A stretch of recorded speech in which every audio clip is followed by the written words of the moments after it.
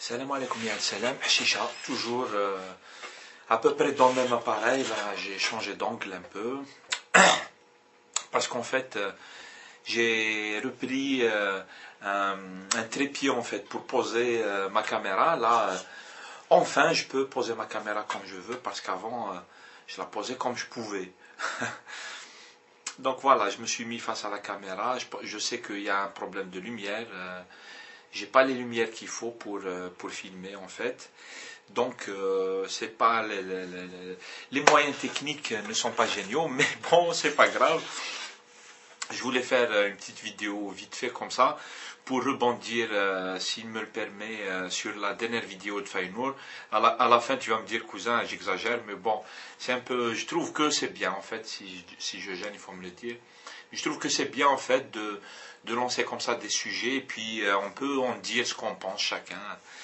Et encore une fois, je fais cette vidéo sur ta dernière là qui est consacrée à la DZ YouTube Connection, au DZ YouTuber et tout ça, et tu as essayé un peu de parler sur l'idée de communauté, de cette communauté, et puis du fait que elle est universelle, qu'elle soit universelle. Moi j'aime bien tout ce que tu avais dit, puis je voulais juste commenter comme ça en fait. J'allais faire un commentaire écrit, mais bon, un commentaire vidéo c'est peut-être mieux, c'est le but du jeu. Moi je suis complètement d'accord en fait avec la définition que tu avais donnée de tirer du dictionnaire et tout ça. Et je suis complètement d'accord parce qu'en fait déjà, effectivement, c'est une communauté.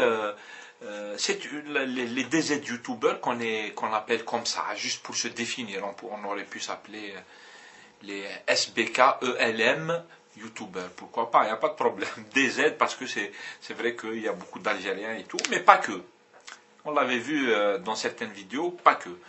Et effectivement, c'est une communauté parce qu'en fait, voilà, on est en train d'échanger, de discuter en fait, ou là de s'échanger des vidéos comme ça à propos de sujets qui intéressent un nombre de personnes. Un nombre de personnes, ce sont ceux qu'on voit faire des vidéos, et, à mon avis, hein, et puis ceux qui viennent voir, et encore plus ceux qui commentent. Donc voilà, donc c'est carrément une communauté, je pense. Il n'y a pas de problème à ce que ça soit une communauté. Je pense que sur Internet, c'est comme ça que ça se passe.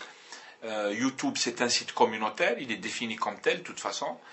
Un peu comme le sont des sites comme MySpace, ou là des sites comme Facebook, ou là des sites communautaires en fait, c'est-à-dire où les gens ils peuvent venir partager du contenu. Ça dépend sur YouTube, c'est des vidéos, mais sur d'autres sites c'est autre chose. Il y a des sites communautaires de partage de photos personnelles comme Flickr et j'en passe.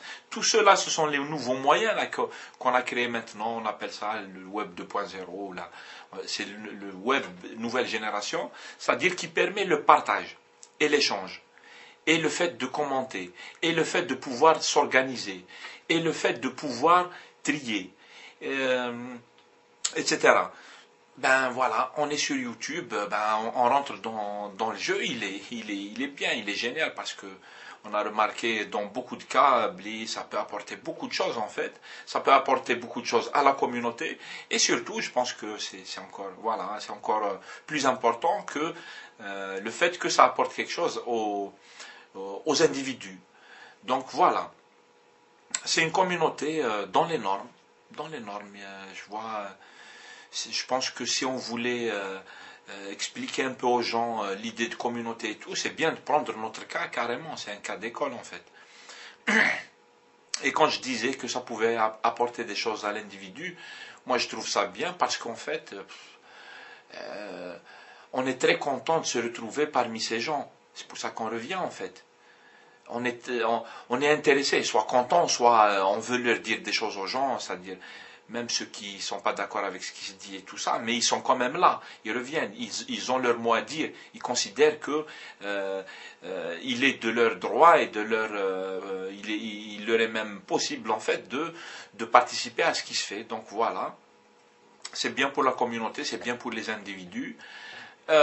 Ensuite, la deuxième partie, c'était est-ce qu'elle était universelle?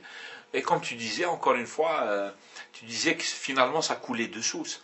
En fait, les Algériens, ils sont tout simplement universels. C'est-à-dire l'universel se voit dans ce qui est individuel, en fait. C'est-à-dire, on voit l'universel dans l'individuel. C'est-à-dire que quand on s'intéresse aux Algériens, on est en train de s'intéresser aux êtres humains, les Algériens étant des êtres humains. Donc, si on parle, si on parle d'une communauté